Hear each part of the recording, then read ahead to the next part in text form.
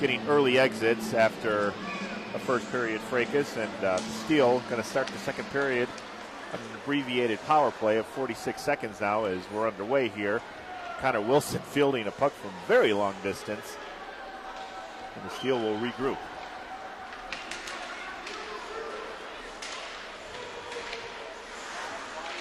Sioux Falls playing it in a way. They're playing good D, even though they've been on offense so much. They are not pinching in with their defensemen. They know that Steele aren't going to score a lot of goals, so if they can get 2 or 3, that's probably enough. Unfortunately, that is not an unreasonable goal to have. 10 seconds left to go in the power play. And Sioux Falls, by the way, has I'll dig that out in a second. They have 7 shutouts and only have been shut out once. We've been shut out 8 times, and we do not have a shutout. Sauer on a rebound. He'll backhand a shot. It actually will get right into the breadbasket of Camrus. Penalty has expired. Sioux Falls able to kill it off. Now over the blue line, trying to make some noise of their own. A shot from a very tight angle. That was Isaacson on that. I said Sioux Falls has played in 27 one-goal games this year. It's pretty impressive. That's almost half of a season. And then another 11 two-goal games. So they're used to playing in very tight games. That's about half a season and more than half the games they've played so far. So definitely a pretty interesting stat, to say the least.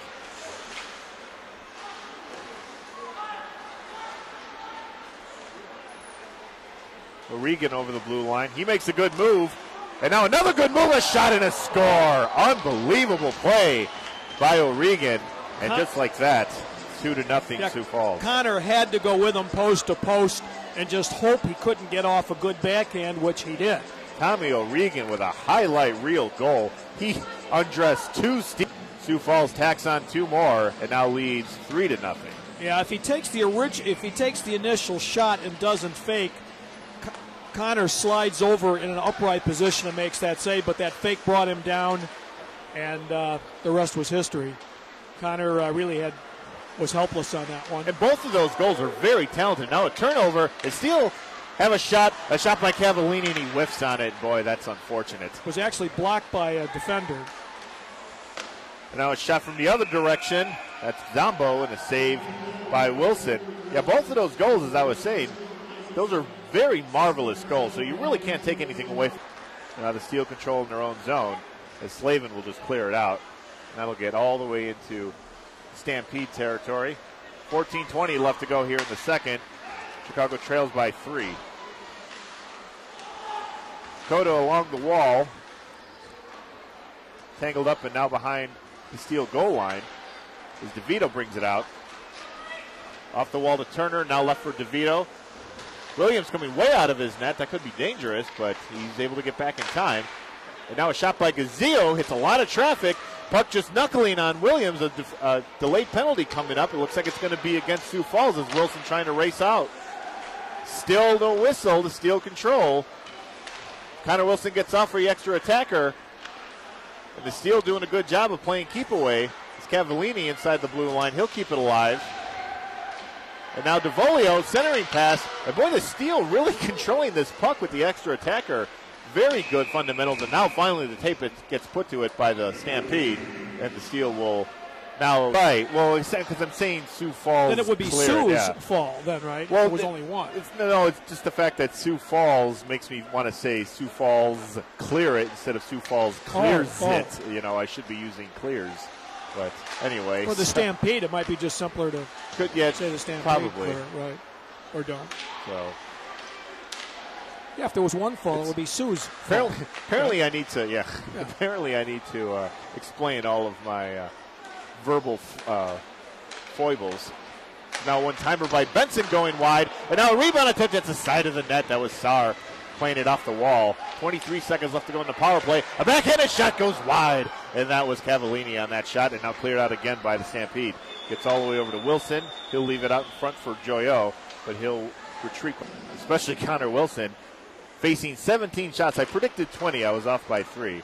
But still, 17 shots in one period is no short order.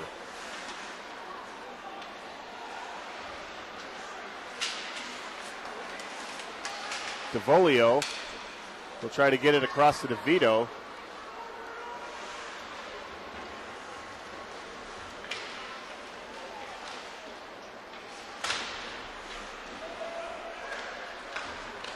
Turner trying to get it to DeVito, gets knocked away.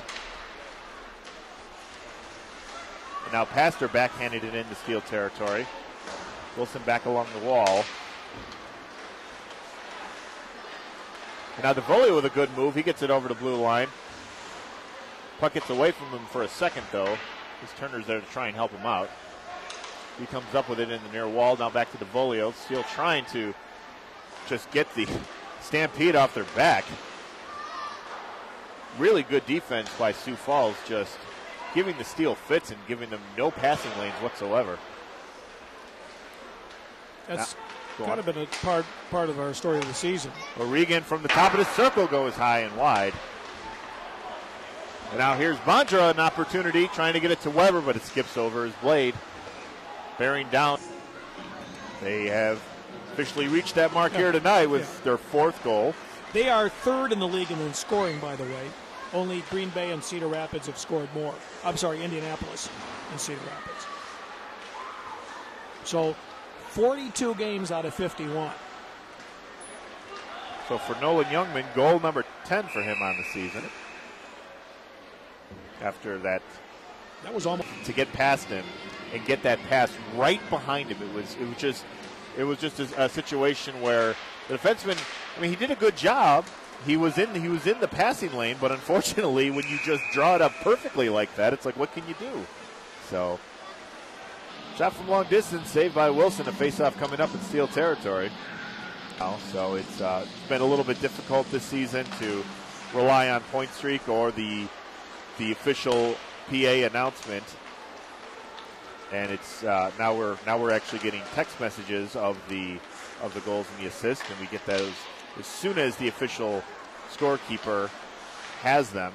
So I just wish it was better news. Unfortunately, yes.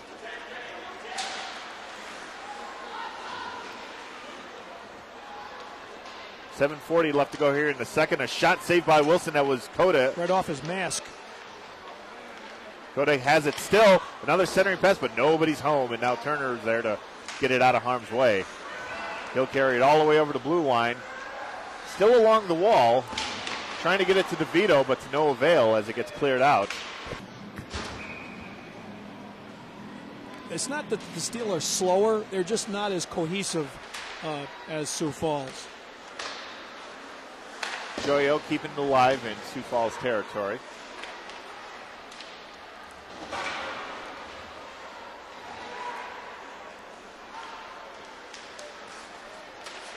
Not handled cleanly by either team. Now a turnaround shot by Cavallini and a save by Williams. That was possibly going wide, but Williams makes Joyo behind his net. And Steel will bring it out again. I think what really hurt the Steel and what really I think really surprised John Weibel is he had every reason to expect a few of his veterans to really light the lamp. And they came out. John was not seeing that at all from people who he expected to be leaders and to drive some of the scoring. So Weibel had to start making moves. DePauli racing down over the blue line. He'll put on the brakes and get it over to Sauer. He'll try to get a shot off, and it goes just high over the crossbar. And Zach Sauer with a pretty phenomenal game. Unfortunately, just no goals to show for it. But the game that you're watching, you'll not see a statistic for valiant effort. But boy, Zach Sauer really putting on a good show here for the Steel. As Joyo getting the shot getting deflected into the near corner. Now in the other direction, here's Young. He'll put on the brakes and he'll go off of Karan's skate, and Fogarty's there to clean it up. Weibel, he couldn't see that coming, that a guy like Carpenter would start off so cold. And I'm not blaming Alex. There could be reasons for that. It could be, a line situation. Sure, yeah, you can't, obviously, the stats don't tell the whole story. They just give you the outcome. But that, tells part of the story.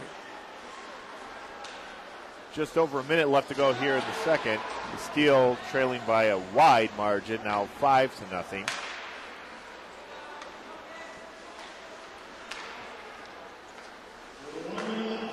Connor Wilson facing looks to be easily another 40-shot game on the heels of one against Dubuque last Wednesday.